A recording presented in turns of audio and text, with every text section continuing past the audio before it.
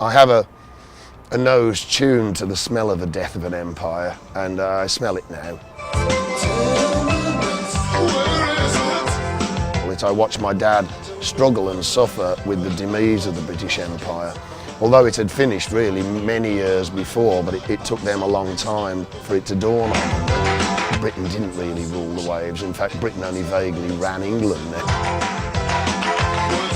And you get a sense that that's what's going on in America now as well. You know, we're not the world's economic powerhouse, you know.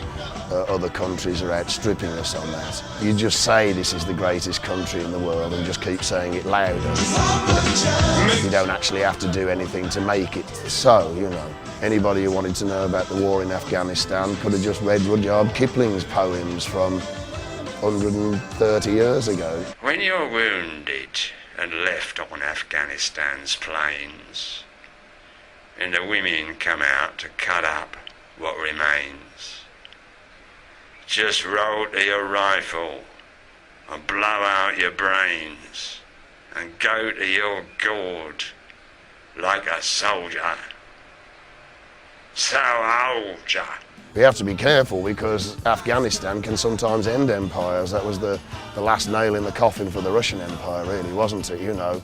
The Soviet war in Afghanistan was a 9-year war during the Cold War fought by the Soviet Army and the Marxist-Leninist government of the Democratic Republic of Afghanistan against the Afghan Mujahideen guerrilla movement and the Forum Arab Afghan volunteers. The war resulted in the Geneva Accords. It used to be called the Great Game, wasn't it? All the secret spies in Afghanistan, Chinese, Russians and British, French and all of that. It's called the Great Game in the Victorian time. So it's amazing that the Great Game is still going on.